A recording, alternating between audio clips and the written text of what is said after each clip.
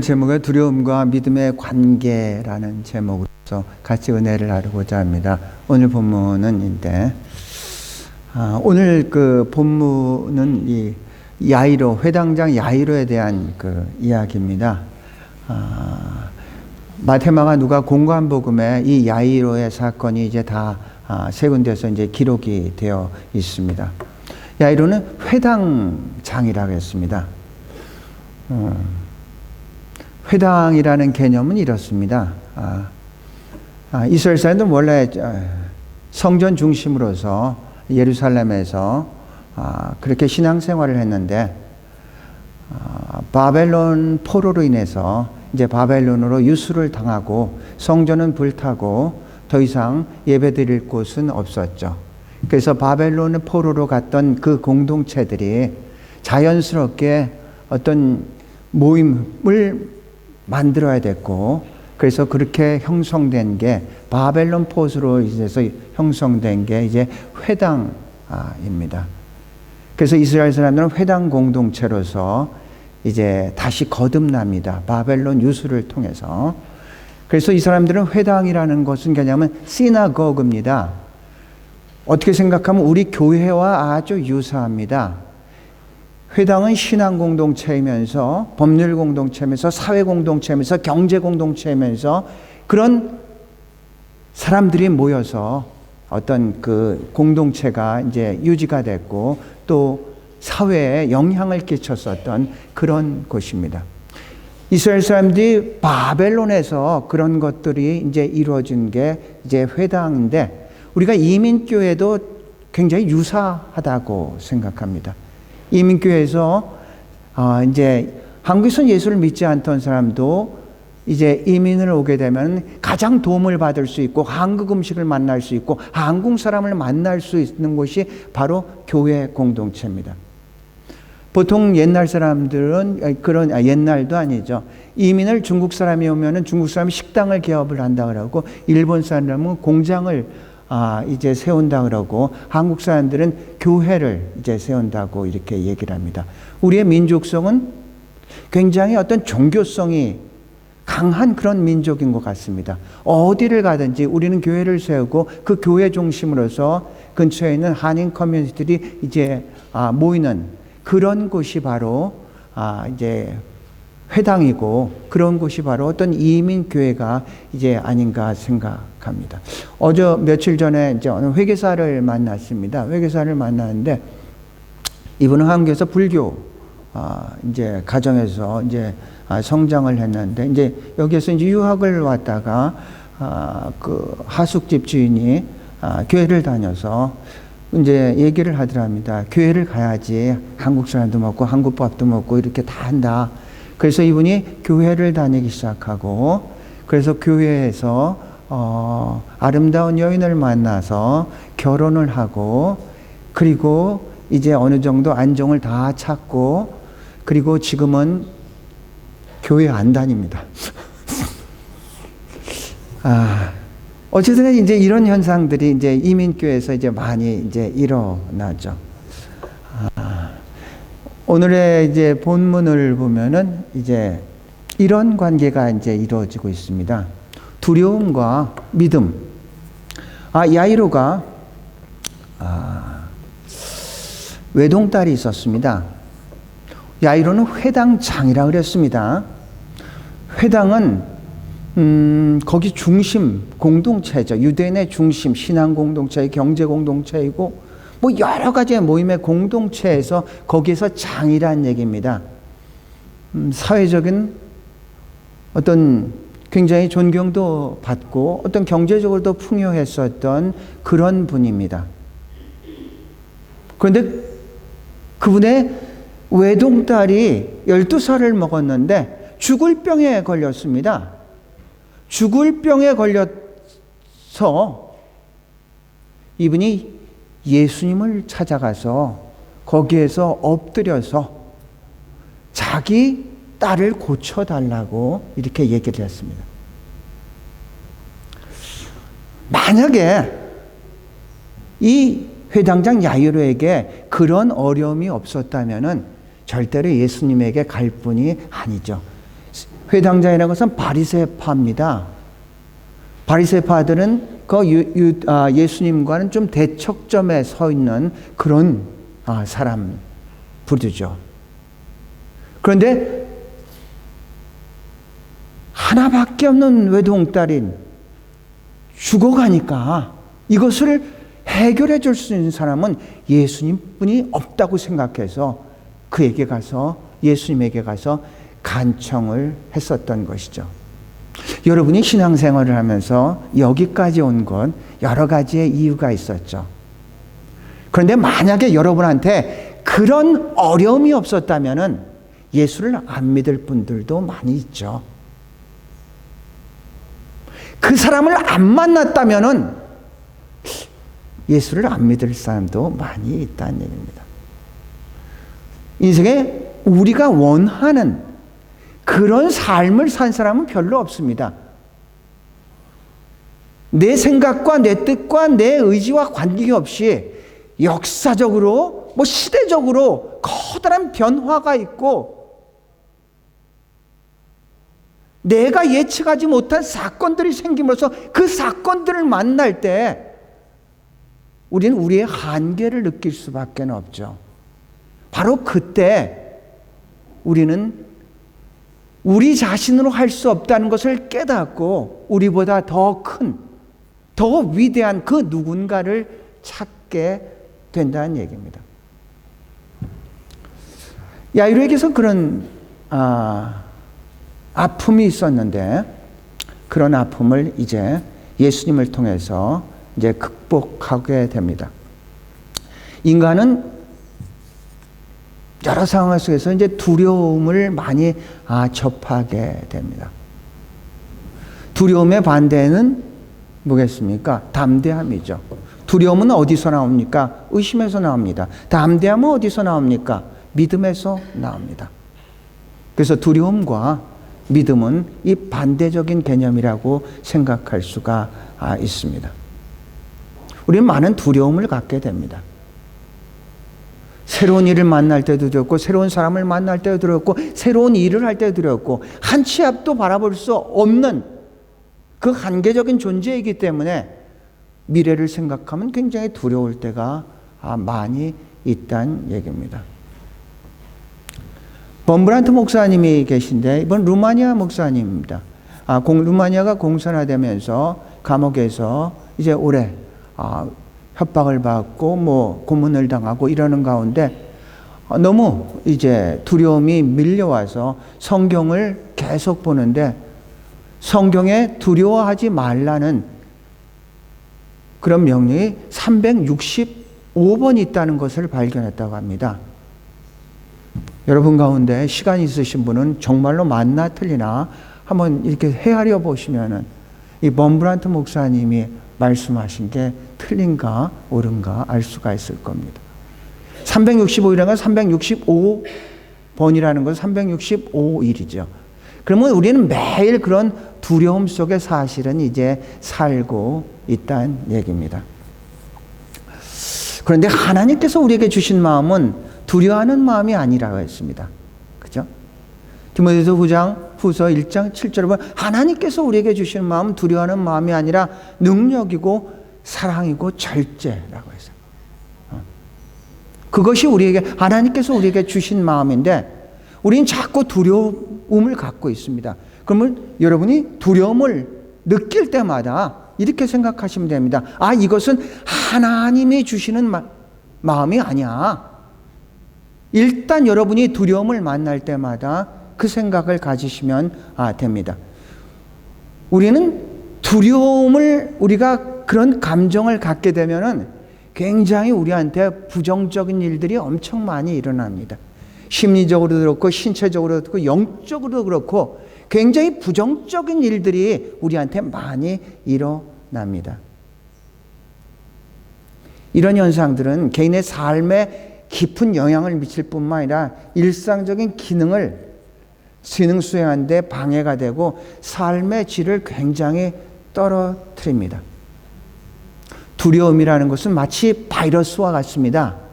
바이러스는 보이지 않지만 이 바이러스가 우리 몸에 침투하면서 우리의 모든 것들을 마비시킬 수가 있다는 얘기죠. 여러분, 두려움을 가지고 있으면 여러분의 생각이 마비되는 것을 아십니까? 이성적인 판단을 절대로 할 수가 없습니다.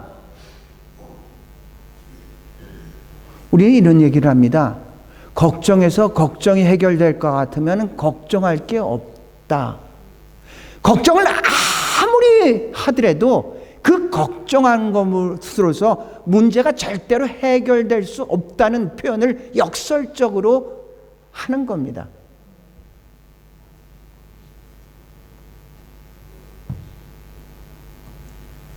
이게 생명체는 본능적으로 이렇게 반응을 합니다. 위협을 생명체가 딱 받지 않습니까? 세 가지의 반응 중에 한 가지를 합니다. 이것은 우리 인간뿐만 아니라 모든 생명체가 그렇게 반응하는데, 첫 번째 반응은 fight입니다. 위협을 딱 받으면은 이 생명체가 그 위협에 대해서 내가 이길 수 있을 것 같으면 fight, 싸움을 시작합니다. 그런데 이 나에게 위협을 주는 게 너무 내가 극복하기에 이기기엔 너무 힘들 것 같으면 flight입니다. 도망갑니다.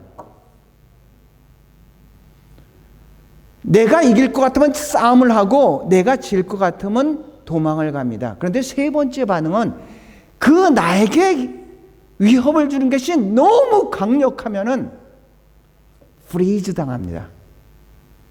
모든 것들을 그냥 마비당한다는 얘기입니다. 여러분도 그런 경우 있지 않습니까? 고양이와 쥐가 딱 만났을 때 쥐가 너무 공포감을 가지면은 도망가지도 못하고 싸울 수도 없고 그냥 정지될 수밖에 없는 그런 반응을 일으킨다는 얘기입니다. 여러분도 우리도 너무 강력한 게 보면은 여러분 그렇지 않습니까? 막 모든 게 우리 몸이 마비되는 것 같은, 뭐 현실 속에서는 그렇게 잘 못 느낄지 모르지만 꿈에서 뭐 엄청난 걸 보면 움직이고 싶은데 움직이지 못하는 그런 상태가 됩니다. 결코 이 두려움이라는 것은 우리한테 굉장히 부정적인 역할을 하는데요. 한 가지 심리학적으로 그냥 깊이 생각해야 될 것은 이렇습니다. 우리의 생각이, 의식이 어떤 생각을 하든지 무의식은 그것을 이룰 수 있는 힘을 작용합니다.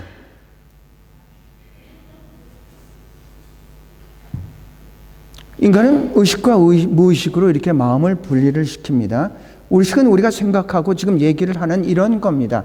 무의식은 나도 모릅니다. 그런데 어떤 강한 가능성이 있고 힘이 있는데 이 힘이 어떻게 작동이 되냐면은 이 의식이 어떤 생각을 하느냐에 따라서 이 무의식이 그것을 이룰 수 있는 힘을 준다는 얘기입니다.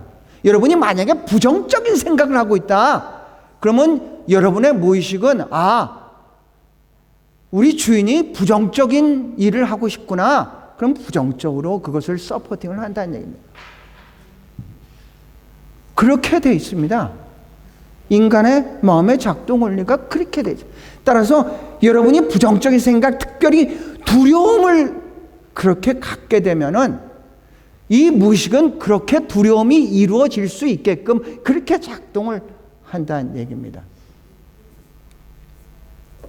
이런 관계입니다.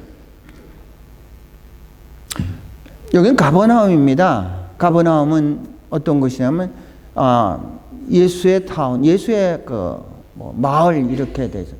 예수 그리스도의 그 활동을 3년간의 활동을 두 군데로 나눌 수 있다면 하나는 갈릴리 중심으로 있고 또 하나는 예루살렘 중심으로 이렇게 나눌 수가 있습니다. 갈릴리 중심에서 예수님의 그 선교의 그 핵심 지역은 어디냐면은 있던 것은 가버나움입니다. 가버나움에서 계시다가 다른 마을로 갔다가 다시 돌아오고 가다온에 계시다가 이방인 데가볼리 같은 데를 갔다가 다시 돌아오고 해서 선교의 중심, 그러니까 예수님이 계신 곳이 가버나움입니다. 이 야이로의 사건을 보면은 다른 곳에서 이제 사역을 하시다가 돌아올 때, 그러니까 집으로 돌아올 때, 그러니까 가버나움의 회당을 이제 얘기를 하고 있는 것 같습니다. 그때 야이로가 자기 딸이 12살 된 딸이 이제 죽어가는 거여서 예수님이 오는 것을 보고 이제 쫓아갑니다. 그래서 엎드려서 좀 고쳐달라고 간구를 하면서 집으로 초청을 하게 되죠. 그래서 예수님이 갑시다. 그래서 가는 도중에 지금 야이로의 마음이 얼마나 급하겠습니까? 한시라도 빨리 예수님을 모시고 자기 딸한테 가서 고쳐주기를 원하는 그런 마음일 텐데, 가는 길에 12년 동안 혈루증에 앓고 있던 어느 여인이 예수님의 옷자락을 터치를 하면서 이 여인이 치유를 되고 예수님이 자기의 힘이 나간다는 것을 딱 깨달으면서 그 자리에서 멈춥니다. 멈춰서 누가 내 옷에 손을 대느냐 묻습니다. 그러다가 그 여인에게까지 이제 가게 되죠. 왜 그랬냐고 물으니까 그 여인이 고백합니다. 예수님의 옷자락을 만지기만 해도 제가 나을 것을 믿기 때문에 옷자락에 손을 댔습니다. 그 이야기를 들은 예수님이 이렇게 말씀합니다. 내 믿음이 너를 구원하였다. 평안히 가라. 무슨 얘기입니까? 그 여인한테는 그런 믿음이 있었다는 얘기입니다. 예수님의 옷자락만 만져도 내가 구원을 받을 수 있어. 내가 치유를 받을 수 있어. 이 믿음을 내 믿음이, 그 믿음이 너를 고친 거야. 여러분에는 어떤 믿음이 있습니까? 우리 신앙생활에서 믿음 생활이죠. 어떤 믿음을 가지고 여러분 신앙생활 하십니까?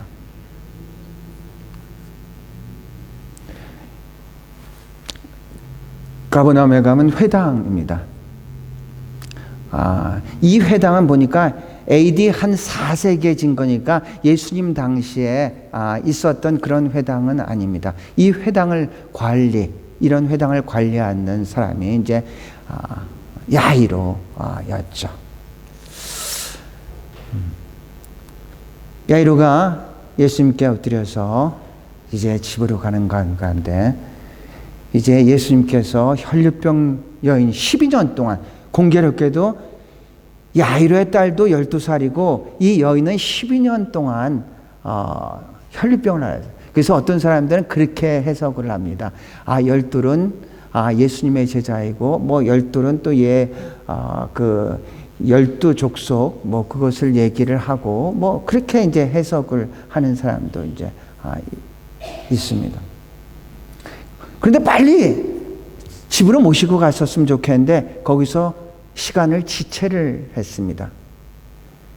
지체를 하고 있는 가운데 야이로의 종이 거기를 와가지고 주인한테 얘기를 합니다. 야이로한테.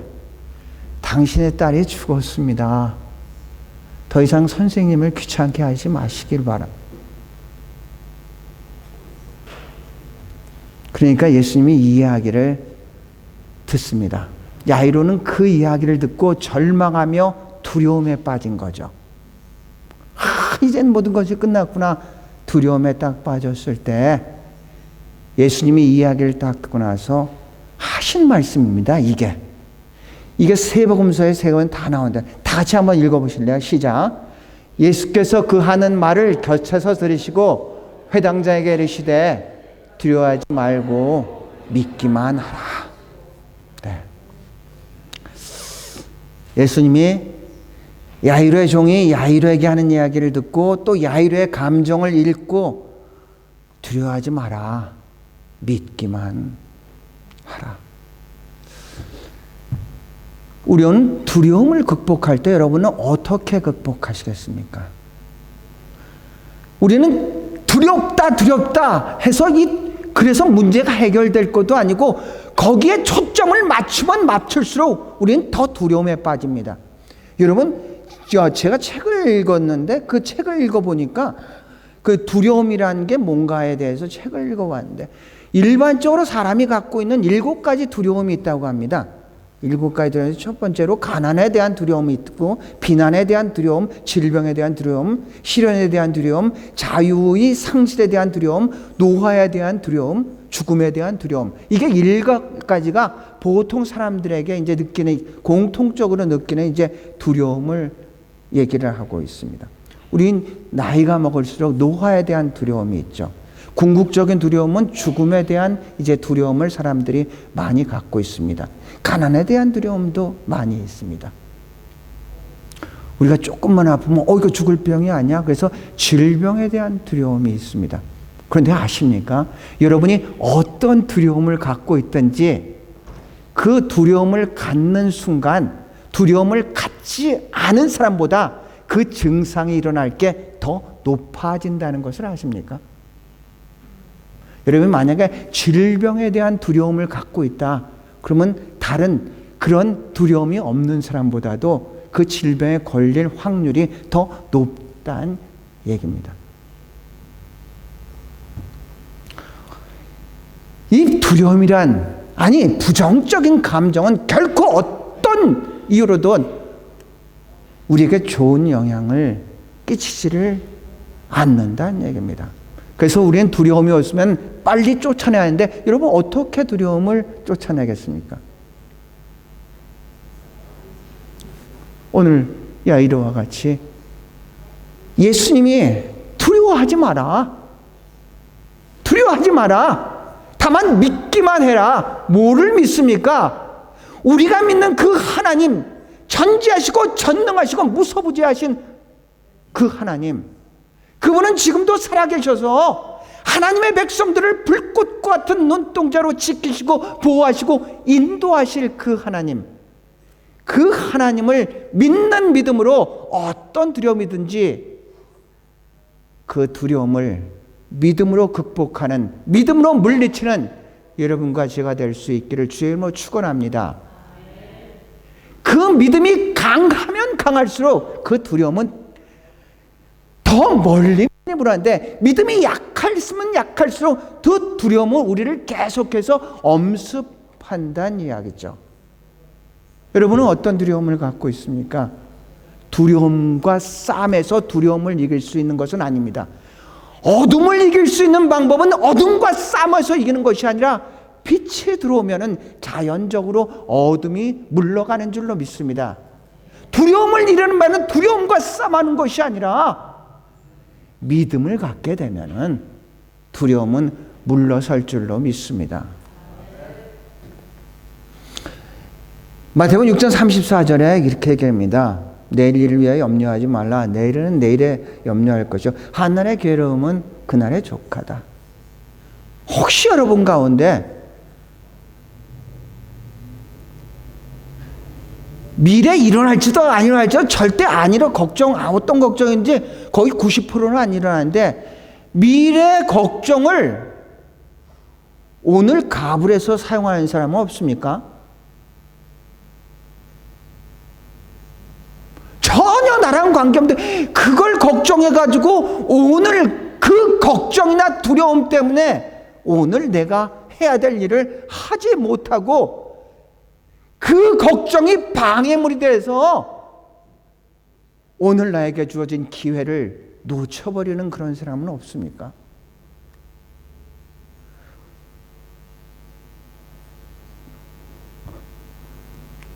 걱정을 가불해서 쓰시지 마시기 바랍니다. 내일 걱정은 오늘 걱정은 오늘로 주고 내일 걱정은 내일에게 맡겨라. 1929년에 이제 세계 대공황이 일어나지 않습니까? 미국 월가에서부터 시작한 공황이 세계적으로 이제 막 퍼지게 되죠. 그래가지고 많은 사람들이 이제 세계 대공황에 빠져가지고 두려움에 빠졌습니다.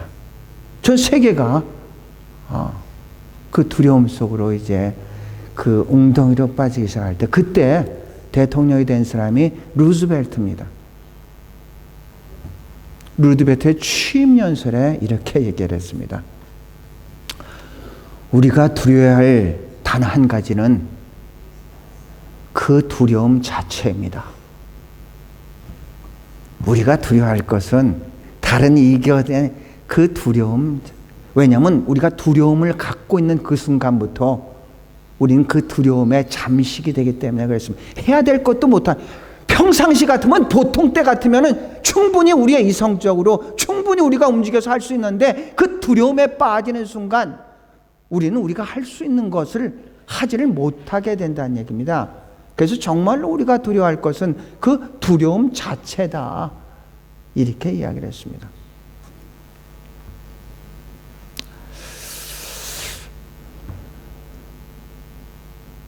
마가복음 4장 40절에 풍랑 속의 제자들에게, 풍랑 속입니다.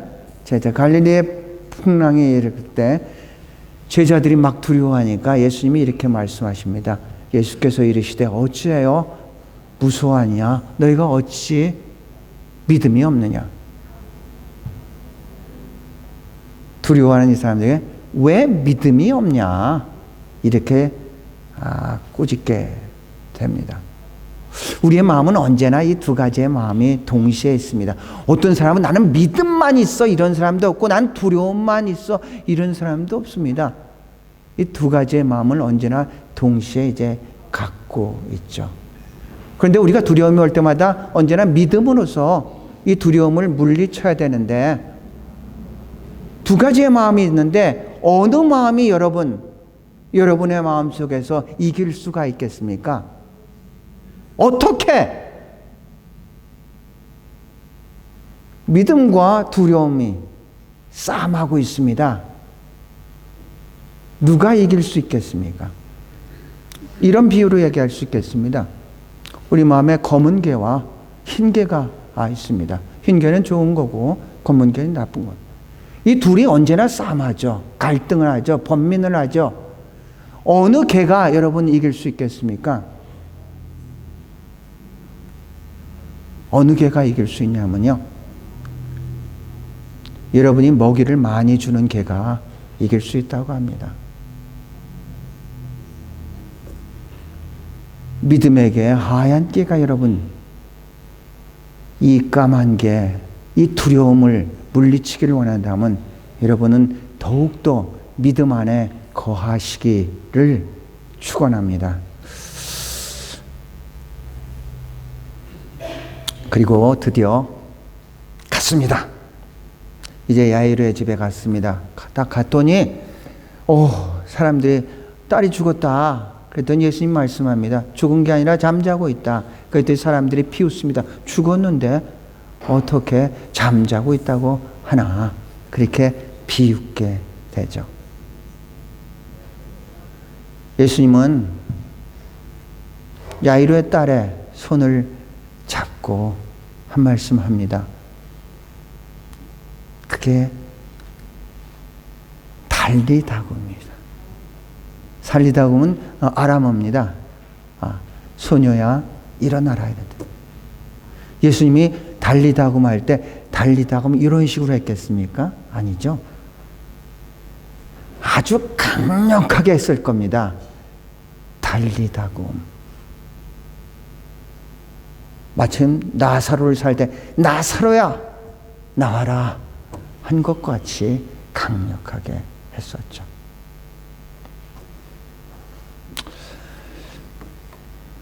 믿음은 단지 우리가 감정을 얘기를 하는 것은 아닙니다. 믿음은 실제로 하나님의 말씀을 구체화하는 겁니다. 달리다고 외쳤을 때 야이로의 딸은, 죽었던 야이로 딸은 살아나게 됐습니다.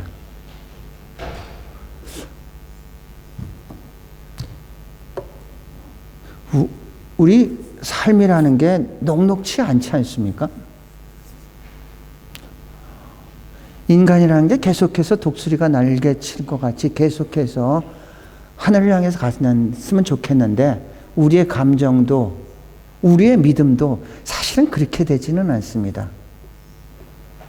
업 앤 다운 하면서 우리가 하루하루를 살아가고 있죠.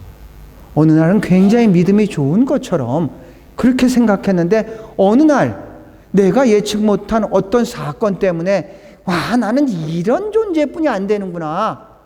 열등의식에 빠지면서 좌절하고 절망의 구렁텅이에서 자기 자신을 발견하는 그런 어려움도 있죠.